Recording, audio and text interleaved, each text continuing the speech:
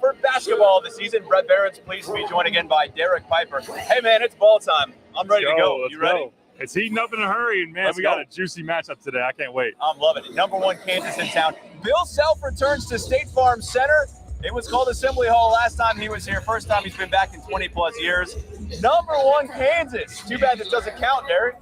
We got to get one of those accounts. Hopefully this is just the first step into maybe a series, a home and home, and get us over covering a game at Fog Allen. That'd be great. But really interested to see what the reaction is going to be like for Bill today. Obviously, the most predictable one is Hunter Dickinson. We know what he's going to get from the Orange Crush and the fans in this building. But Bill Self, you get the conflict is still there for Illini fans because they're still sour about him leaving. And obviously, since he's been gone, Illinois and Kansas have clashed some recruiting battles, and he's been caught up in some NCAA stuff too. But at the same time, I think time has allowed some of it to heal, and the reflection of he set up one of those golden eras of Illinois basketball. I think he'll get a good, warm welcome for the most part with a smattering of boos, but it'll be very cool to see him walk out here for the first time in 20. I think he's going to get a whole lot of cheers, to be honest with you. It's been long enough. I think that wound is healed for most Illini fans, not anonymous on Twitter, so to speak. We'll see how it plays out today. Here's the setup. 5 o'clock, Big Ten Network, as number 25 Illinois starts the season in the preseason rankings. Once again, at number 1 Kansas. There's so many storylines, Derek. This game doesn't count. That's why we're doing a pregame show here, is because of all those storylines. What's the biggest thing you want to see today, you're going to learn today about Illinois facing a really good Kansas team? Yeah, there's a lot of different ways you can go, obviously. I think this is an opportunity for Illinois to show with their depth and experience they can battle against some of the better teams in the country, obviously. For that to happen, a number of things got to go well. Terrence Shannon Jr., we've talked a lot in the offseason about him being more assertive and being an A-level player on a nightly basis. And he showed last year, look, UCLA, when he goes off and hits all those threes, and overtime against Texas, if he's playing up to his potential, Illinois can pretty much beat anybody in the country. So him drawing a familiar face and Kevin McCullough on the other side, those guys were on Texas Tech together for 3 years, and those are thought to be 2 of the better wings out there in the country. So that battle is going to be very interesting. Of course, it's easy, and I do it the same. I think you go back to the point guard position, and you're going to face a really, really good one in DeJuan Harris Jr., Big 12 Defensive Player of the Year last year, considered probably one of the 5 best point guards in college basketball this season. So Ty Rodgers, how he does really at both ends, defending him, trying to be disruptive in terms of Kansas's offense, and then also Illinois getting in their stuff. And it was easy against Ottawa. I mean, give them credit. They moved the ball really well. They made shots. But Kansas is athletic and strong and stout. They'll make Illinois work offensively. We'll see how smooth that is today. Nothing against Ottawa, but that's not a great gauge of where Illinois is at. I want to see how Illinois comes out today and matches up, especially defensively, against a Kansas team and a system. Kansas has this system that they've had for Bill Self's tenure there. He's won more Big 12 titles than, he's had losses probably in Fog Allen, Right. It's incredible to think, at least in non-conference play, I'd go out on a limb and say that pretty easily, but we'll see, man. Fans just starting to come in here to State Farm Center. I don't know if it's going to be a sellout. I hope it is. We'll see. Hopefully close. I know there was still, especially behind the baskets, a number of seats still available leading up until the weekend. So the Orange Crush had a decent line out there. I'm sure that some of the fans the students were holding out a little bit. The weather wasn't great out there. Got to shake some of the cobwebs. It's Halloween weekend. I think people probably got after it last night, but I know they'll be ready. All right, all the proceeds benefit Maui Relief, and those terrible fires that they had there actually pushed. I know Kansas is going to Maui, right? Yes. Yep. So those games not in Lahaina, that's where all the fires were. They had to move them to a different location. And so they get the chance, they're leaving here in a month? I think it is, right? They get to go to Maui, and that tournament is awesome. The people in Lahaina, unbelievable. Hawaii, my favorite place on earth. And that tournament went back in 2018. I think Warner kicked you to the curb for that one, didn't he? He traded me back by sending me to Italy on the foreign tour. Okay, so, it ended up being a trade that a lot of people look back on and say, both sides won. That's not always the case in sports, but I hope to go the next time Illinois makes that trip. And I'll tell you what, DP, it is an awesome trip. Lahaina, an unbelievable place. And all the proceeds, every one of the ticket dollars they have from today is going to that research. What are they going to raise? A couple million? Bill Self said earlier this week he expects north of $2 million. So mean, that's a big deal. Yeah, no doubt about it.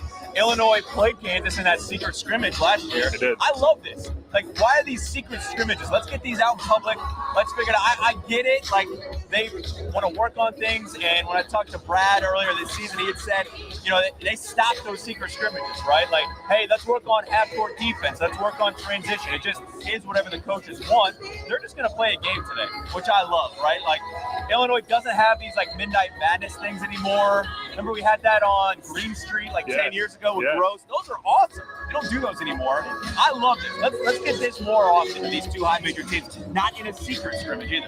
Yeah, I'm with you. I know that just yesterday we had Purdue and Arkansas going to battle against each other. This is what the fans want. Obviously, the media will take as much in terms of, you know, we talk about the team. We want to see what's really going on. And I think this for both sides. You mentioned Kansas going to Maui here in about a month. Illinois is going to be welcoming in Marquette here pretty soon. Yeah. So getting that test early, allowing them to work through some mistakes, work through some kinks in a game that doesn't count, but still just to have the spotlight on it, the attention, and obviously you can raise a ton of money for it as well. So, yeah, I get coaches like be able to stop, coach, set different situations. Okay, we're down 2 minutes to go. Now we set it up where Kansas is down, and be able to flip that and everything. And of course, someone will say, if say, knock on wood, that there's an injury in one of these, that hey, let's not put guys in danger for a game that doesn't count. But those things can happen, and this is going to be great. And I would love to see more of this, more of a. And you can really hunt some unique matchups too. Yeah. Some that you might not see during a regular season for sure. Because ultimately it doesn't count. Like, go try stuff. Brad said they didn't even scout a lot coming into this, right? Like, they just want to go out and see what they have. And as a media member, I love that. I'm sure fans love that as well, to just see where you're at this level, at this juncture. It doesn't mean that if Illinois loses this game by 20 that the season's over, right? Like, let's just There'll be somebody else a little bit. Probably, right? Another Twitter hater. And if Illinois wins, someone's going to say this team's going to the Final Four. This team can win the national title. And I'm not saying that would be wrong either, but we'll see how it goes. We'll know the eye test afterwards. We'll have a pretty good feel. But I talked to Norm Roberts, assistant coach for Kansas, earlier this week, and he said a good point that, a team that you see on both sides of this will be very different from the one that Illinois and Kansas both obviously will expect to enter the NCAA tournament having. But it is a good gauge for what they need to work on right now and, what their strengths are. Yeah, and I would not expect Illinois to run anything more than vanilla. Maybe, a little swirl at best. They're not going to bring out everything they have. Nor would I expect that from Kansas, but I think, to me, Derek, that's almost more exciting. Like, there's a little bit more purity in that. It's like, well, where are they at? And if they're just running base stuff because they don't want to give too much away, okay, like, to me, that's almost more enjoyable in a sense of, let's see where Terrence Shannon's at. To me, let's see where Ty Rodgers is at point guard. Like, I'm very, very interested to see how that plays out. No, I think as the game goes on, you're going to want to see a number of different guys get in. You want to see not only in your starting lineup, but Draven Gibbs-Lawhorn playing some point guard, Nicola Moretti playing some point guard. Those guys are in competition for minutes as a backup floor general, and we'll see, if they get matched up with DeJuan Harris or just Kansas in general, how do they handle that? So Brad will have a good indication. All right, we're up against Marquette. We need to get Ty Rodgers a few minutes on the bench. Hopefully he's not in foul trouble, but that could happen. Who are we going to go to? I do feel like as this gets into crunch time, you get about 8 minutes left on the clock, 5 minutes left on the clock. Both sides will be coaching to win. And I mean, the guys, Luke Goody was on the radio with us earlier this week. Terrence Shannon talking to us in availability, saying they want to win this game. I'm sure Kansas is going to be the same. Hunter Dickinson doesn't want to lose to Illinois again. So you're going to have guys that want to play like it's obviously a real game and have it come down to making plays late. But one note that I found interesting, I was listening to Bill Self's media stuff, and he says you got a little bit of a contrast between him and Brad. Bill said during the summer, we worked on our offense. We wanted to make sure that was running crisply. And then in the fall, we focused on defense. We want our offense to get the confidence early. Then we learn how to defend. Brad has been a situation of let's not install much offensively. Let's lock in on defense, try to make a staple of being a top-notch defensive squad. Then as we get close to the season, we'll add in our offense. So I think that's going to be interesting because you got Illinois maybe a little bit further ahead defensively than Kansas is offensively, and then vice versa. So I think that's going to be interesting to watch. I'm very much looking forward to seeing how that plays out. You mentioned Hunter Dickinson. I love the storyline, man. I love Hunter because he's just honest. He just tells it like it is. I think that's fantastic, Derek. Catch us up. Like, give us a perspective of, okay, Hunter hasn't beat Illinois, right? He's been here a couple of times. Yep. He's made some comments that are controversial for Illini Nation. All of this adds up, and this is the last chance he's going to get to play Illinois in the regular season. And yes, they meet in the tournament also, but this is where it's at. He's been a great villain in this matchup, and really, you think about through the years, Illinois' rivalry clashes. You know, Iowa and Illinois obviously had heated exchanges between each other, and the McCaffrey boys were part of that for sure, especially Connor and DeMonte, forehead to forehead. But I mean, Hunter's awesome. Really been the poster boy for Illinois coming back up in relevance. And when that happens, you're gonna brush shoulders with some other people and maybe rub some people the wrong way. So Hunter said stuff about, Illinois acts like they're a big time program, and he knows that their fan base is very vocal on Twitter, which he's outspoken on Twitter as well. But I know that he came here, his first trip here, he didn't play. He was coming after having COVID and wasn't back into shape quite yet. Last year, it goes to double overtime. Illinois, of course, wins that game, but Hunter had 31 points, 16 rebounds. Illinois, of course, struggled with Trace Jackson-Davis last year too. So I would be interested in Illinois, how they defend him. He's now mixing into Bill Self's high-low offense, which is going to fit like a glove. And I think that the way that they can use him, they can put him on the perimeter, have him be a passer down low, or also set up close to the basket. So, he's on the number one team in the country coming in. So he's going to feel like this is his best shot to beat Illinois. And Illinois wants to make sure that he doesn't walk out of here with a win for sure. And I'm sure Illini fans will just, if Kansas does win, Illini fans are going to be like, game didn't count. Didn't count, right. So you're still over against Illinois. Number one transfer in the country, right? I think you guys had him at 24/7 is that. And I don't know if there was much debate out of that coming from Michigan and spending his final year here at Kansas. All right, we're not going to spend too long today because, once again, it's just an exhibition game. We're going to have Derek on our Your Illini Nation tip-off show. That's Thursday night at 6:30 on WCIA. Really looking forward to that. We'll dive in a little bit more into this season and what to expect, but just an overall vibe check. It was off last year. Brad goes very much into the transfer portal and gets depth. I think that's the biggest thing. I talked with Brad one-on-one late last week about that very thing. You'll see his one-on-one interview with me. That's on our tip-off show as well, but he just kept hammering home. They are older. He is buying into that older is better after failures last year of Sky Clark and Jaden Epps. I don't know if you want to call that a failure, but it didn't play out the way many people thought it would. He puts up 30 plus in, an exhibition game, Georgetown, but it was 45 plus. Oh, see, there you go. Correction, 40 plus. So how do you feel? Is this the team that finally gets to that second weekend? No pressure, just putting it on here before the exhibition game. You feeling that way? Is it feeling better? I like this team. Yeah. I really do. I think that we'll see when they start to hit some adversity. That point guard position is really going to be something that's going to linger over in terms of a question. You're going to see. Brad's not worried about it. That's what he says. That's what he says. But DeJuan Harris coming in. You're going to see Tyler Kolek, who's thought to be one of the best point guards in the country from Marquette, coming into town.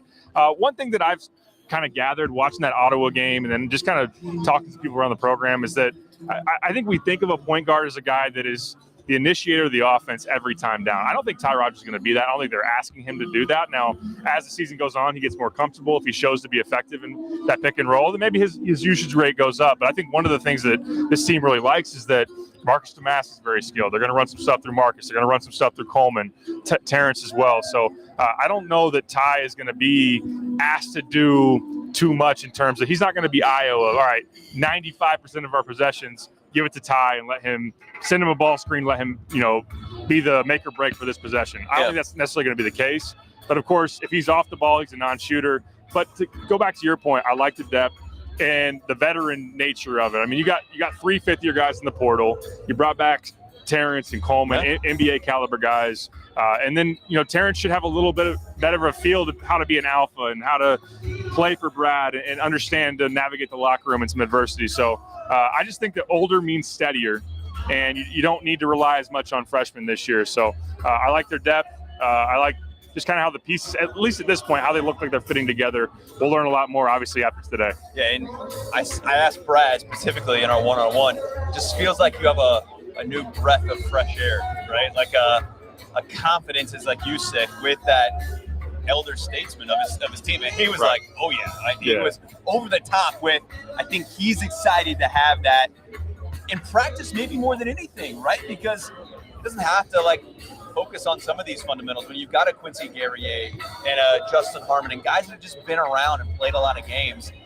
To me, I think that's going to be a big difference. Now, they got to play it out. Of course. we'll see how that factors into things. But and with that depth, you're going to have a lot of internal competition for minutes, Sure. and how do guys handle when they don't get the playing time that they would necessarily want. I think it's easy to say all the right things in the offseason. Hey, I'm here to win about the team. But I'm not saying it's going to derail the season or anything. But I think in hindsight, a lot of guys have said and voiced that last year they had friction in the locker room because you had guys with selfish intentions and maybe some immaturity in that locker room too. Again, it's easy to say the right things in the offseason. Now we're going to start to find out here pretty soon. And I think from Brad's standpoint, at least how I perceive it, he hopes that stuff works it out because of their experience, right? Like the best guy's going to play. And look, if you're not better, then it's on you, right? Like that maturity in a locker room compared to last year when there was so many young guys, I think that's the difference that he's hoping that carries over into success off the court. All right, Derek, I'm ready, man. Let's go. It's crossover season. We still got 4 more football games. Basketball's here. They're home for a month, That's right? nice. They don't go on the road till Madison Square Garden. I think it's the RAC.